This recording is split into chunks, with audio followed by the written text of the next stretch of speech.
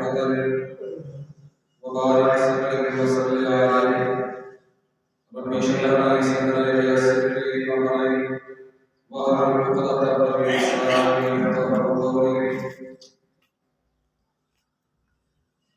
اللهم صل على محمد وعلى آل محمد كما تحب وترضى أعوذ بالله السميع العليم من الشيطان الرجيم بسم الله الرحمن الرحيم يا أيها المدثر قم فأنذر وربك فكبر والرجز فاهجر ولا تمنن تستكثر ولربك فاصبر. حمد و ثنا تعریف کے ضروریات اللہ وحدہ لا شریک کی ذات جل وعلا کے خاص ہے. تعداد بے شمار درود و سلام آقا حضرت محمد رسول اللہ صلی اللہ علیہ وآلہ وسلم میرے لیے انتہائی احترام کے لائق محترم بزرگوں دوستوں بھائیوں اور پردہ نشین اسلامی روحانی قوم بہنوں اور بیٹیوں، طہارت مسلمان کا وہ بنیادی اور اہم مسئلہ ہے جو اللہ رب العزت نے اپنے بندوں کو عطا کیا ہے. دنیا آج بہت ترقی کر جانے کے بعد بھی طہارت کا جو نظام جو سسٹم اللہ رب العزت نے عطا کیا ہے دنیا اس کا متبادل پیش نہیں کر سکتی. طہارت یعنی پاکیزگی. اللہ رب العزت نے قرآن حکیم میں ارشاد فرمایا ہے ان اللہ یحب التوابین ویحب المتطہرین، کہ اللہ ان لوگوں کو پسند کرتا ہے، ان لوگوں کو عزیز رکھتا ہے، ان لوگوں سے پیار کرتا ہے جن میں دو خوبیاں ہوتی ہیں، دو کوالٹیاں ہوتی ہیں. پہلے نمبر پر وہ لوگ توبہ کرنے والے ہوتے ہیں اور دوسرے نمبر پر وہ پاک رہنا پسند کرتے ہیں. یحب التوابین ویحب المتطہرین، وہ پاک رہتے ہیں اور توبہ کرتے ہیں. توبہ کرنے والے لوگوں کو اللہ بہت زیادہ پسند فرماتا ہے. توبہ اور طہارت ایک مسلمان کا بنیادی وصف ہے. اللہ رب العزت نے جب نبی کریم صلی اللہ علیہ وآلہ وسلم کو یہ حکم دیا یا ایھا المدثر، آپ آرام فرما ہے، اللہ نے آپ سے فرمایا اے چادر اوڑھ کر لیٹنے والے، قم کھڑے ہو جائیے، فانذر کھڑے ہو جائیں، فانذر پھر لوگوں کو ڈرائیں. قم کھڑے ہو جاؤ، پھر کہا فانذر ڈر جاؤ اور ڈرا دو. وَرَبَّكَ فَكَبِّرْ اپنے رب کی بڑائی بیان کیجئے. وَثِيَابَكَ فَطَهِّرْ اپنے کپڑوں کو پاک رکھیے، اپنے کپڑوں کو صاف کر لیجئے۔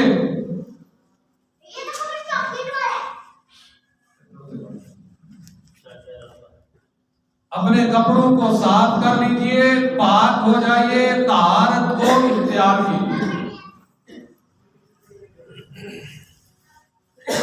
وَثِيَابَكَ فَطَهِّرْ وَالرُّجْزَ فَاهْجُرْ۔ کپڑوں کو پاک رکھنا ہے، اپنے کپڑوں کی صفائی رکھنی ہے۔ کیوں؟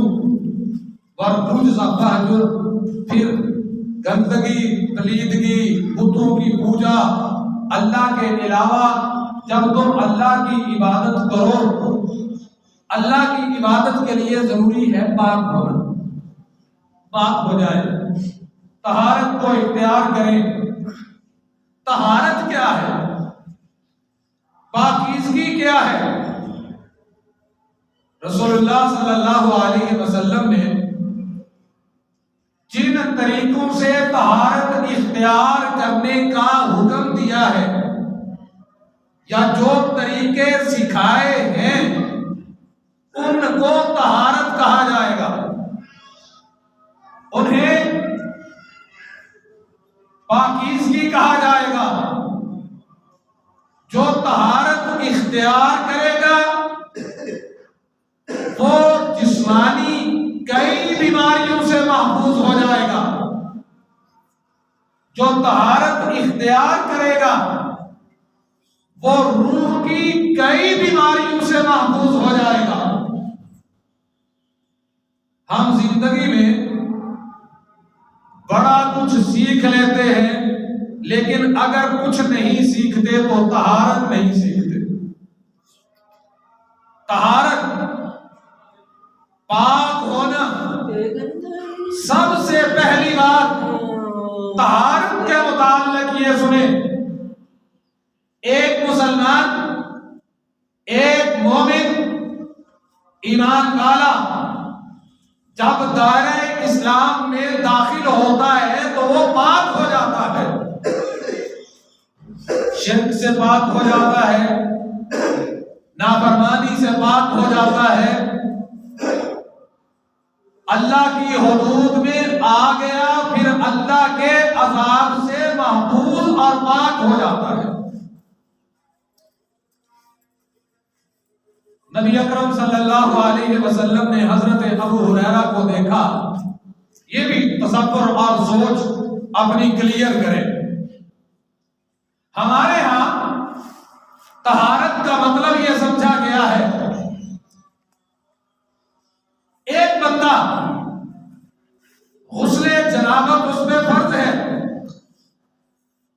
اب جب تک وہ نہائے گا نہیں وہ ناپاک ہے، نجس ہے۔ ایک ہمارے ہاں یہ تصور ہمارے معاشرے میں موجود ہے، اور اس کی دوسری طرف ایک تصرف ہمارے ہاں، ایک سوچ یہ بھی ہے کہ جی کوئی بات نہیں، غسل نہیں کیا تو کوئی مسئلہ نہیں، میں غسل کر لوں گا، میں جناب گھنٹے بعد کر لوں گا، سورج نکلے گا تب کر لوں گا، میں 10 بجے کروں گا، میں غسل کر لوں گا۔ یہ دونوں باتیں اپنی اپنی انتہا پہ غلط ہے۔ سب سے پہلی بات کہ بندہ غسل جنابت فرض ہے، بندہ ناپاک ہے۔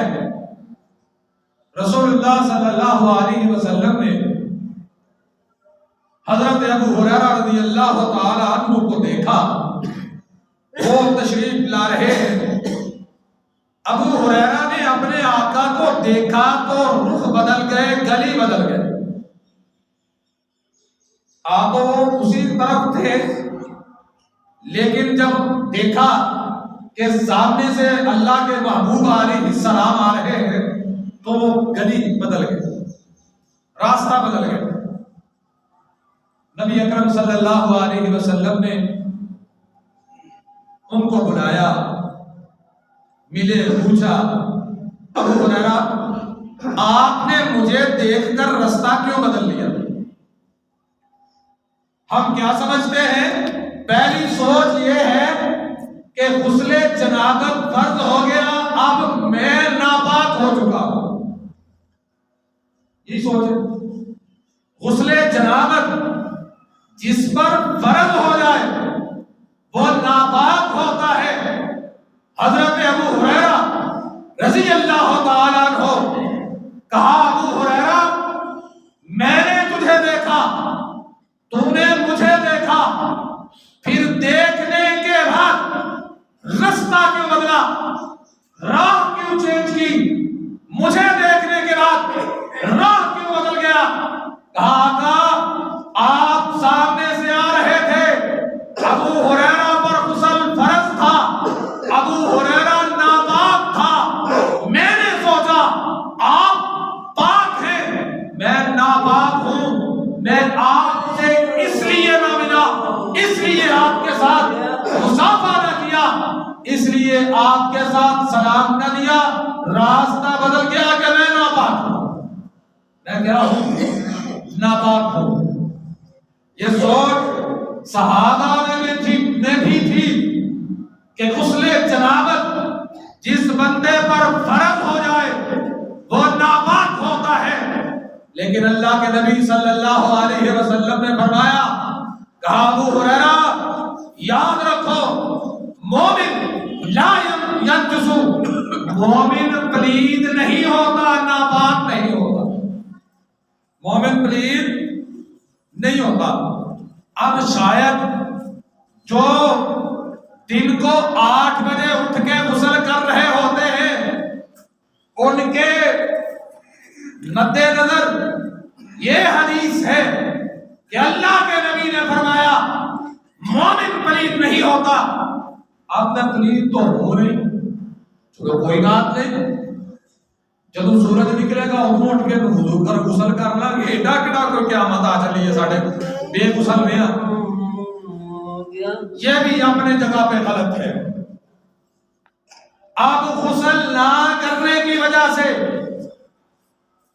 غسل ایک مسلمان کے لیے ضروری ہے، مان لیا مسلمان پاک ہے، مسلمان پلید نہیں ہے، مسلمان حالت جنابت میں غسل فرض ہے، اس حالت میں مسلمان روزہ رکھ سکتا ہے، اس حالت میں مسلمان سو سکتا ہے، اس حالت میں رات کو غسل جنابت فرض ہوا، وضو کرنے کے بعد دوسری دفعہ اپنی وظیفہ زوجیت کو ادا کر سکتا ہے. لیکن اس مومن مسلمان کو سوچنا ہوگا کہ میں صرف اس لیے سویا ہوا ہوں کہ غسل جنابت مجھ پہ فرض ہے، پلید تو میں ہوں نہیں، پلید تو میں ہوں نہیں. اب کوئی بات نہیں، سورج نکلے گا تو غسل کر لوں گا.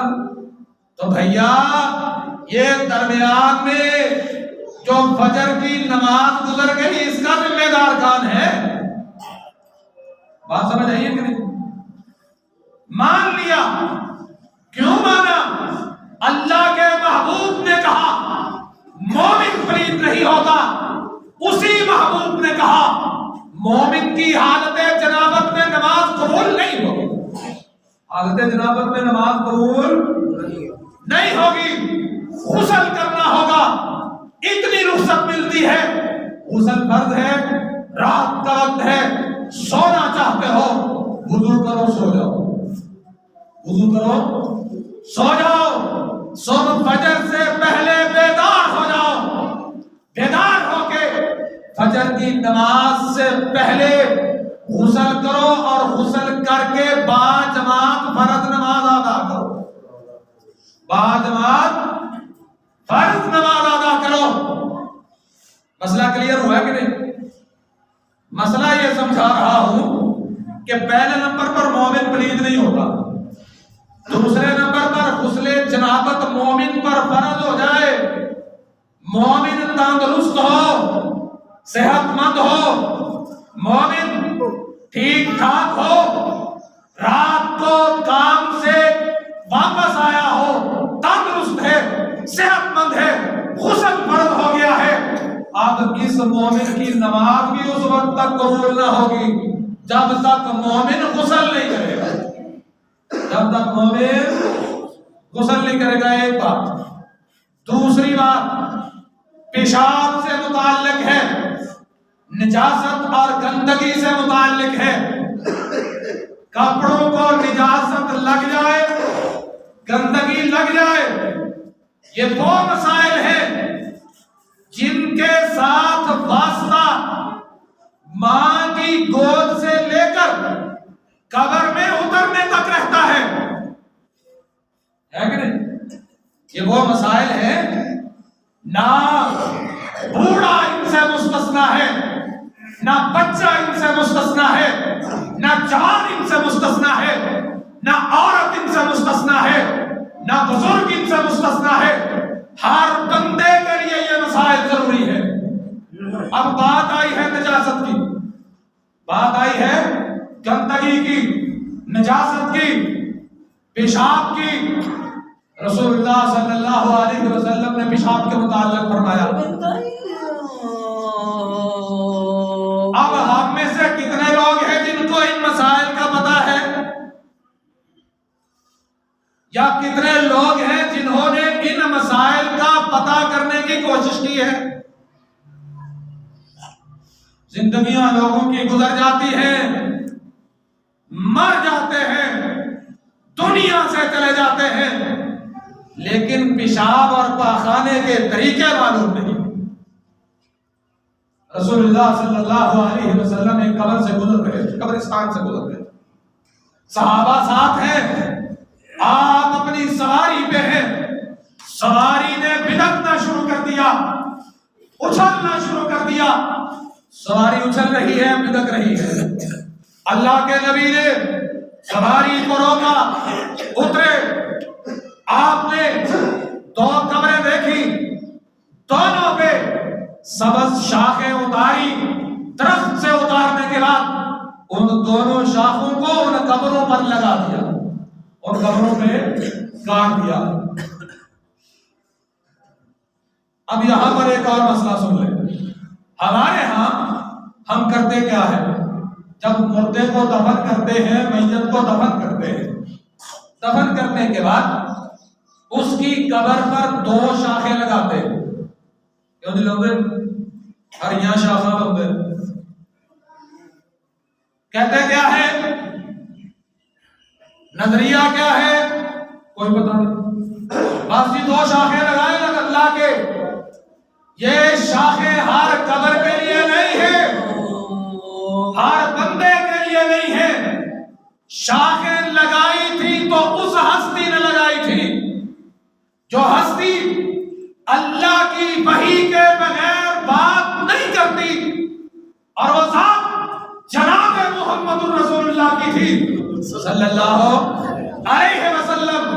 آپ نے شاخیں لگائی، لگانے کے بعد فرمایا، کہا ان دونوں قبروں والوں کو عذاب ہو رہا تھا، ان دونوں قبروں والوں کو عذاب ہو رہا تھا۔ نبی کے کسی صحابی سے کسی نے کہا تھا، کہا تمہارا پیغمبر کیسا ہے جو تمہیں پیشاب اور پاخانے کے طریقے بھی بتاتا ہے؟ کوئی دنیا میں دین لاؤ تو صحیح، کوئی دنیا میں تعلیم لے کے آؤ جو تعلیم غسل خانے اور لیٹرین تک جانے کے طریقے بتاتی ہو۔ میرے نبی نے لیٹرین میں جانے کا طریقہ بھی بتایا، میرے نبی نے غسل خانے میں جانے کا طریقہ بھی بتایا، حتیٰ کہ میرے آقا نے استنجے تک کا طریقہ اپنی امت کو سمجھایا صلی اللہ علیہ وسلم۔ آپ نے دونوں قبروں پہ شاخیں کاٹ دی۔ صحابہ نے پوچھا، اللہ کے نبی ماجرا کیا ہے؟ آپ نے قبروں پر شاخیں لگا دی، وجہ کیا ہے؟ رحمت عالم صلی اللہ علیہ وسلم فرماتے ہیں، ان دونوں قبروں والوں کو عذاب ہو رہا ہے، ان دونوں قبروں والوں کو کیا ہو رہا تھا؟ عذاب ہو رہا تھا۔ عذاب کی وجہ کیا تھی؟ سبب کیا تھا؟ کس وجہ سے عذاب کا شکار ہے؟ کہا ایک ان میں سے چغل خور تھا، دوسرا جب بھی پیشاب کرنے بیٹھتا پیشاب کی چھینٹوں سے نہیں بچا کرتا۔ کوئی دین ہے، کوئی تعلیم ہے؟ گوریاں کول تے کالیاں کول جیڑا دین ایتھوں تک آکھے کہ پیشاب کرن بہن تے پیشاب پہندیاں اپنے کپڑے ٹاکی نو کنج کے بہن تے ایتھوں تک اپنے آپ نو کنجنا کہ پیشاب دیاں چھٹاں بھی تہاڈے اوتے نہ پہن۔ اور بولو مسلمانوں کوئی دین اجدا ہے؟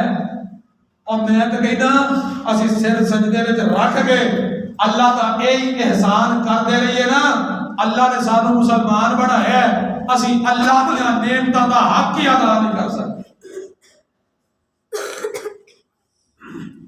پیشاب کے مسائل، اگر ہم پیشاب سنت کے مطابق کرنا شروع کر دیں، پیشاب کا طریقہ مسنون بنا لیں، ہمارے گھروں کی آدھی سے زیادہ پریشانیاں ویسے ہی ختم ہو جاتی۔ آپ دیکھتا ہوں یہ عام مسئلہ ہے، ہر گھر کا مسئلہ ہے، ہر بندے کا مسئلہ ہے۔ ہمارے گھروں میں کیا ہوتا ہے؟ چھوٹے بچوں کے پیشاب کے معاملے میں ہم بالکل پرہیز نہیں کرتے۔ بچوں سے بدبو آ رہی ہے تو فکر کوئی نہیں، حتیٰ کہ جس ماں نے اٹھایا ہوا ہے اس سے بھی بدبو آ رہی ہے، کوئی فکر نہیں۔ اللہ نے کیا کہا ہے؟ ان اللہ یحب التوابین ویحب المتطہرین، آیت نازل ہوئی، اللہ توبہ کرنے والوں کو پسند کرتا ہے، پاک رہنے والوں کو پسند کرتا ہے۔ جو میں نے سمجھا اس آیت سے سمجھ میں یہ آتا ہے، توبہ کرنا چاہتے ہو، اللہ کے سامنے اپنی دعائیں قبول کروانا چاہتے ہو تو پھر پاک ہو کے آئیے گا، اللہ تمہاری دعاؤں کو قبول کر لے گا۔ پاک ہونا ضروری ہے۔ ہماری حالت کیا ہوتی ہے؟ اکثر گھروں میں جا کے دیکھ لیں، کمروں سے بدبو، بچوں سے بدبو، ماؤں سے بدبو، جہاں چاہا وہاں پیشاب کروا دیا، جہاں چاہا وہاں پاخانہ بچے کا کروا دیا، اب بعد میں اس کو دھونا بھی نہیں آ رہا۔ اور رسول اللہ صلی اللہ علیہ وسلم نے فرمایا ہے یہ بیت الخلاء جو جگہ پیشاب اور پاخانے والی ہوا کرتی ہے وہاں گندے جن اور گندی جننیاں ہوا کرتی ہے، شیطان کی وہ اولاد جس کا گندگی میں جی لگتا ہے وہ رہا کرتی ہے۔ اس لیے کہا اپنے گھروں کو بھی صاف رکھو، اپنے جسموں کو بھی صاف رکھو، حتیٰ کہ اپنے لباس کو بھی صاف رکھو۔ کبھی آپ نہیں سنیں گے کہ اللہ کے نبی گندا لباس پہنا کرتے تھے۔ مثالیں مشہور ہیں کہ اگر صحابہ نے نبی کو تلاش کرنا ہوتا تو نبی کی خوشبو سے تلاش کیا کرتے تھے۔ اب سوچیں ہم نے آخری دفعہ خوشبو کب لگائی تھی اپنے جسم پہ؟ سوچنے والی بات ہے کہ اگر کوئی بڑھاپے میں خوشبو لگائے تو ہمارے ہاں کہتے کیا ہے؟ یہ خوشبو کا مسئلہ مردوں کے لیے ہے، عورتوں کے لیے نہیں۔ مطلب گھر جا کے خاندان آکھو، بھراواں آکھو لیاؤ ساڈے واسطے ادھر ہن مسیتوں مسئلہ سن کے آئیے سینٹ شینٹ لیاؤ، یہ مردوں کے لیے مسئلہ ہے، عورتوں کے لیے نہیں۔ سوچئے آخری دفعہ ہم نے پرفیوم کب لگایا تھا؟ آخری دفعہ ہم نے اپنے جسم پر خوشبو کب لگائی تھی؟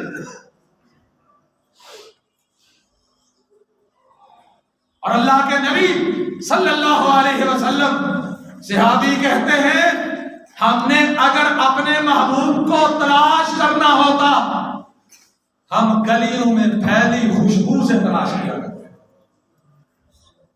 وہ طاہر نبی تھے. اللہ کے بارے میں کہا ان اللہ جمیل یحب الجمال. اللہ خوبصورت ہے اور خوبصورتی کو پسند کرتا ہے. اللہ خوبصورت ہے اور خوبصورتی کو پسند کرتا ہے. اللہ آپ سونا, اللہ کا محبوب سونا, اللہ کا دین سونا, اللہ کا قرآن سونا تے اثر بھی ہوتا تے کرتا جڑا سونا بن کے آوے. جنہیں سونا بن کے آنا نہیں وہ تے گھٹا اثر ہونا. جس کو طہارت کا علم نہیں, افسوس یہ ہے اس امت میں آج ولی ان کو سمجھا جاتا ہے, اولیاء اللہ ان کو سمجھا جاتا ہے. گوڑے گوڑے کٹا چڑھیا ہوئے, بھڑے جے کپڑے پائے ہون, کوئی حال نہ ہوئے تے جناب کدے پتہ نہیں 6 مہینے آتیاں ہو گیا نے داڑ اور مچھا سواریاں چڑھایا, پتہ نہیں کتنی مدت ہو گئی, بال سیدھے کروائے ہوئے, بال کٹوائے ہوئے. ہم کیا کرتے ہیں, کہتے ہیں یہ ولی اللہ ہے. یہ کیا ہے؟ ولی اللہ ہے. گندے بندے کو رب پسند نہیں کرتا, رب اسے پسند کرتا ہے جسے صاف اور پاک رہنا آتا ہے. یحب التوابین ویحب المتطہرین. اور نبی کے صحابہ طہارت کا اہتمام کیا کرتے تو اس انداز میں. جب یہ آیت نازل ہوئی, بعض مفسرین نے لکھا ہے یہ آیت خدا والوں کے بارے میں نازل ہوئی تھی. جب یہ آیت نازل ہوئی, قبا والے جانتے ہو کون سا؟ نہیں پتا. قبا وہ بستی ہے جب اللہ کے نبی مدینہ میں آئے تھے, سب سے پہلے جس محلے میں پڑاؤ کیا تھا اسے قبا کہتے ہیں. قبا والوں کے بارے میں مفسرین لکھتے ہیں جب یہ آیت نازل ہوئی, اللہ کے نبی نے کہا ان سے جا کے پوچھا تم عمل کیا کرتے ہو, تمہاری خوبی کیا ہے, تمہارا ذکر اللہ نے کیا ہے کہ میں پسند کرتا ہوں, توبہ کرنے والے بھی ہیں, پاک رہنے والے بھی ہیں. عمل کیا ہے, کیا کرتے ہو کہ تمہاری توبہ عرش والا قبول کرتا ہے, قرآن بناتا ہے, پاک رہتے ہیں, توبہ کرتے ہیں, میں ان سے محبت کرتا ہوں. انہوں نے کہا اللہ کے نبی صلی اللہ علیہ وسلم ہمیں بتا دیں, لیکن یار میرے جمعہ پڑھا رہا ہے, ایک جمعہ میں پڑھا رہا, بعد تو پڑھا رہا. اللہ کے نبی بتا نہیں ہماری کون سی خوبی اللہ کو پسند آئی ہے, لیکن ہماری عادت ہے ہم نے جب سے طہارت کے مسائل کو سن لیا ہے, آپ سے جب سے ان باتوں کو سن لیا ہے, اس کے بعد آج تک اگر ہم میں سے کوئی بندہ وہاں پیشاب کرتا ہے جہاں پانی میسر نہیں ہے تو مٹی کے ساتھ استنجا کرتا ہے, ڈھیلوں کے ساتھ استنجا کرتا ہے. کرنے کے بعد جب جہاں پانی میسر آتا ہے ہم پانی بھی طہارت میں ضرور استعمال کرتے ہیں. اللہ کے محبوب علیہ السلام نے فرمایا یہی تمہارا عمل ہے جو اللہ کو پسند آیا ہے, یہی تمہارا عمل ہے جو اللہ کو پسند آیا ہے. پاک ہو جائیے, طہارت اختیار کیجئے. طہارت, جن گھروں میں طہارت کی عادت ہوتی ہے وہاں شیطان کے اثرات نہیں ہوتے. جن گھروں میں طہارت کی عادت نہیں. اور ایک اور بات, ہم طہارت کی طرف نہیں جاتے, طہارت کی طرف نہیں جاتے. بچہ پیدا ہو نا تو اسے کہتے ہیں چھلا، چھلا ہی کہتے ہیں. یہ بھی ہمارے ہاں ایک رسم ہے. پھر کہہ جاتا ہے سودک. ساڈے گھر تو سودک ہی کہتے ہیں، اتنے نہیں پتا کی آتے دوبارہ یہ کچھ بھی نہیں. بچہ پیدا ہوا ہے، بچہ جس گھر میں پیدا ہوا ہے کہتے ہیں اس گھر میں حیض والی ماہواری والی عورت نہ آئے. اس گھر میں وہ عورت نہ آئے جس کے بچے بچتے نہیں یا حمل ٹکتا نہیں. ایسی عورتیں نہ آئے. کیا ہوگا؟ کیا ہوگا؟ نقصان ہوگا. کس شریعت نے کہا ہے؟ کہاں لکھا ہے؟ دین کی بات کرو، اللہ کے محبوب کی سنت کی بات کرو تو سنت پہ آؤ. وہ طریقے اپناتے نہیں ہیں جو اللہ کے محبوب نے فرمائے ہیں. ماہواری والی عورت، نفاس والی خاتون، اللہ کے محبوب علیہ السلام نے فرمایا ماہواری کے ایام میں نماز معاف ہے. یہ نہیں کہا کہ ماہواری کے ایام میں غسل بھی معاف ہے، نہانا بھی معاف ہے. یہ نہیں کہا نہائے صاف رہے پاک رہے نماز معاف ہوگی، روزے نہیں رکھنے ہوں گے. روزے تب رکھے گی جب ماہواری کے دن گزر جائے گا. یہ سہولت ہے. لیکن یہ نہیں کہا اب ماہواری کے ایام ہیں تو گندے رہنا ہے. پاک رہو، طاہر رہو. ایسے ہی نفاس والی عورتوں کا مسئلہ ہے. نفاس کے متعلق فرمایا پاک رہو، صاف رہو. ان ایام میں بچہ اٹھایا ہوا بچہ ہے، لڑکا ہے، گود میں پیشاب کر دیتا ہے، پانی لو بہا دو پاک ہو جائے گا. بچی ہے اٹھائی ہوئی، چاہے پہلے مہینے کی کیوں نہیں، پہلے دن کی کیوں نہیں، پیشاب کر دیتی ہے تو اپنا کپڑا اچھی طرح دھو، اپنا کپڑا اچھی طرح دھو کے صاف کرو. یہ طہارت کے طریقے بتائے. کوئی استثناء نہیں کہ جناب آپ نہیں، آپ نہیں، آپ نہیں. مرد ہے، عورت ہے، چھوٹا ہے، بڑا ہے، کوئی ہے، بچے نے پیشاب کر دیا ہے اپنے کپڑے کو دھوئے گا. اگر دھوتا نہیں کپڑا اتار کے رکھ دے گا، دوسرا کپڑا پہن کے نماز پڑھے گا. نماز معاف. یہ بھی بات سن لے. کئی بندے ایسے ملتے ہیں نماز نہیں پڑھی. حضرت صاحب نماز پڑھ لیتے ہیں، نماز اس لیے نہیں پڑھی کہ میں پاک نہیں ہوں. اچھا بندہ پاک نہ ہو تو نماز معاف ہو جاتی ہے. کیوں نہیں؟ بندہ پاک نہ ہو تو نماز معاف نہیں. اور بندہ پاک کیسے ہوا ہے؟ او جی چھوٹا بچہ چونکہ ایسی تو وہ نے کپڑے میں پیشاب کر دیتا ہے، پتہ نہیں کتنے کیتا تو میں ناپاک ہوں تو کہاں نماز نہیں پڑھنا ہے.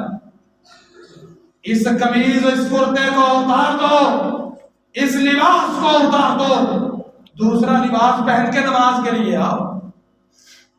اور ہماری حالت کیا ہے؟ جڑے کہتے ہیں نا کہ میں پاک نہیں، ایسے ہی ناپاکی جو کئی دن کر چھڑ دے. ایک مرتبہ پوچھو، سوال کرو نماز کیوں نہیں پڑھی، جواب ملتا ہے حضرت صاحب ناپاک ہوں. دوسری نماز میں پوچھو نماز کیوں نہیں پڑھی، چودھری صاحب ناپاک ہوں. باپ بیٹے سے سوال کرتا ہے نماز کیوں نہیں پڑھی، کہتا ابا جی ناپاک ہوں. اب باپ کا سوال بنتا ہے پوچھے تین نمازوں چلی جانے رب دی زمین تے باہر پائی پھرنا، نماز کی لگا پھرنا، حیا نہیں ہوندی تیرو. حیا کس چیز کا نام ہے، شرم کس چیز کا نام ہے؟ حیا کے بارے میں اللہ کے نبی نے کہا اذا فاتک الحیاء فاصنع ما شئت. جب حیا ختم ہو جائے پھر پاوے دل ناپاک ہوئے پھر پاوے لباس ناپاک ہوئے پھر پرواہ ہی نہیں۔ اور حیا کیا ہے؟ حیا ایمان کے 70 کے قریب حصے ہیں۔ ایمان تب تک مکمل نہیں ہوتا جب تک ایمان میں حیا کا لفظ شامل نہیں ہو۔ ایمان مکمل تب ہوگا جب ہم باحیا ہوں گے، باحیا تب ہوں گے جب ہمیں طہارت کی عادت ہوگی۔ آخری بات سنیں پیشاب کے متعلق۔ اب آپ لوگوں کو پتہ ہے، مجھے امید ہے اکثر کو پتا ہوگا، جن کو نہیں پتا ان کے لیے بتائے دیتا ہوں کہ وہ کون سی مقامات ہیں جہاں پر پیشاب نہیں کرنا چاہیے، کون سی جگہ ہیں جہاں پر پیشاب نہیں کرنا چاہیے۔ راستے میں پیشاب نہ کرو، گوبر والی جگہ پہ پیشاب نہ کرو۔ اب جو گوبر نہیں جانتے وہ اسے گویا سمجھ گئے، یا کیا گویا والی جگہ پہ پیشاب آپ کبھی پرواہ نہیں کی کہ نہیں؟ ماشاءاللہ میں مسلمان بیٹھے تھے، ایمان والے بیٹھے تھے جنہاں کو جن جاندے نہیں تے گوئے تے موترن تو بعد ہوندے نے۔ گوبر پر پیشاب نہ کرو، لیک کو مٹی کی جگہ طہارت کے لیے استعمال نہ کرو۔ ہڈی کو جس جگہ پہ ہڈیاں ہوں، دفن کی جاتی ہوں، رکھی جاتی ہوں، وہاں پر پیشاب نہ کرو۔ سایہ دار درختوں کے نیچے پیشاب نہ کرو، کھڑے پانی میں پیشاب نہ کرو۔ یہ ساری باتیں میں نے نہیں بتائی بلکہ میں نے اپنے محبوب کی سنت سے پڑھی ہے صلی اللہ علیہ وسلم۔ گوبر، لیت، ہڈی، کوئلہ اور سایہ دار درخت، رستے، اللہ کے نبی نے پیشاب کرنے سے منع کیا۔ کیوں کیا؟ کہا یہ جنوں کے استعمال میں بھی ہوتی ہے، تم ان کو نقصان پہنچاؤ گے پیشاب کر کے۔ اور تمہاری روٹی کوئی اتر جائے تو تسی انہوں سینے نہ لاؤ گے، بولتے نہیں ہو۔ چھوٹا سا بچہ آپ کا پوتا، بڑی محبت ہے آپ کو، بڑا پیار ہے اپنے پوتے سے، بیمار ہو جائے شہر کے بہترین ڈاکٹر کے پاس لے کے جاتے ہو، وہی پوتا بستر سے اٹھتا ہے اور اپنی تگاری میں روٹی رکھ کے بیٹھے ہوئے وہ آتا ہے، اینج کر کے نکر تھلے کر دیں، تار مار دینا، تہاڈی روٹی برداشت کرو گے؟ برداشت کرو گے؟ نہیں کرو گے۔ ایسے ہی جب گوبر میں بیٹھ کے پیشاب کر رہے ہوتے ہو، جب گوبر والی جگہوں پر بیٹھ کے پیشاب کر رہے ہوتے ہو، جب ہڈی والی جگہ پہ بیٹھ کے پیشاب کر رہے ہوتے ہو، جب کوئلے والی جگہ پہ بیٹھ کے پیشاب کر رہے ہوتے ہو، تو تم کہاں پہ پیشاب کر رہے ہو؟ جنوں کی خوراک پہ پیشاب کر رہے ہو۔ کس نے کہا ہے؟ اس نے کہا ہے جس سے بڑھ کر اس کائنات میں اللہ نے سچی ذات کسی کی بنائی ہی نہیں۔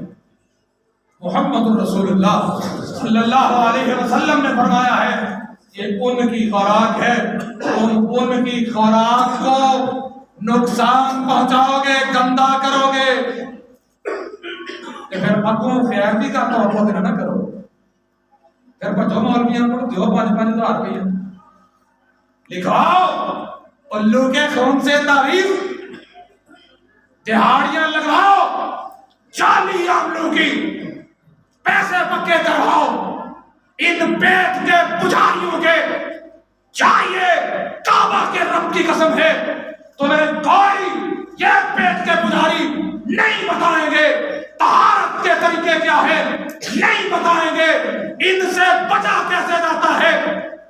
آؤ رب کے قرآن کی طرف آؤ، محمد کے سچے فرمان کی طرف آؤ۔ صلی اللہ علیہ وسلم جب اس طرف آؤ گے ایمان کے لٹیروں سے بھی بچ جاؤ گے، جیب کے قطروں سے بھی بچ جاؤ گے۔ آخری حدیث سنو۔ اب سوچئے ہم میں سے کتنے لوگ ہیں جنہوں نے اٹیچ باتھ بنایا ہوا ہے اور ان کے باتھ کا دروازہ بند ہوتا ہے۔ مولویوں کے پیسے دے جاتے حضرت جی نقش کر دیو، فلانا کام کر دیو، فلانا کام کر دیو۔ اٹیچ باتھ ہے یا گھر میں باتھ روم ہے؟ کون کون سا گھر ہے جس کا باتھ روم صاف ہوتا ہے؟ پہلے نمبر پہ۔ دوسرے نمبر پہ کون سا گھرانہ ہے جو اپنے باتھ روم کو، غسل خانے کو، طہارت خانے کو، لیٹرین کو استعمال کرنے کے بعد بند کر دیتا ہے؟ کون؟ جو کرتا ہے وہ خوش ہو جائے کہ اللہ اسے ایسی آفات سے محفوظ رکھتا ہے۔ جو نہیں کرتا تو یہ لیٹرینے، غسل خانے یہ جنوں اور چڑیلوں کے گھر ہیں، شیطانوں کے گھر ہیں۔ تو دو 24 گھنٹے دروازہ کھلا رکھنا بھی انہوں گندا کدے ویپر مارنا دوبارہ نہیں کرنا، کیونکہ ہفتے جو 2 باری انہوں برش مار کے دھونا ہے، وہ آمدی ہے تو پھر یہ آوے سانوں بھی لگے۔ ہر بندے نے جو انج استعمال کرنا ہے تو پھر کیوں نہ دروازہ کھلا ہے، پھر جن بھی آندے نے گھر کھلا ہے۔ نقب لگاؤ یہاں پہ، شیطان اپنا وار کرتا ہے۔ اب آخری بار غسل خانے میں جاتے ہو کون کون پڑھتا ہے اللہم انی اعوذ بک من الخبث والخبائث؟ یہ وہ دعا ہے جو ہماری لیٹرینوں اور غسل خانوں کے دروازے پر لکھ کے لگی ہونی چاہیے۔ گھروں میں تصویریں لگاتے ہو، گھروں میں جعلی عاملوں اور ان پیروں کے دیے ہوئے نقش لٹکاتے ہو، اللہ کے محبوب کی دی ہوئی دعائیں کیوں نہیں لٹکاتے؟ اللہ کے محبوب نے دعا دی ہے، لکھو اسے، ہر بچے کو یاد کرواؤ، جو بھی جائے اسے کہو ہمارے باتھ روم کی پیشانی پر دعا لکھی ہوئی ہے، اللہم انی اعوذ بک من الخبث والخبائث۔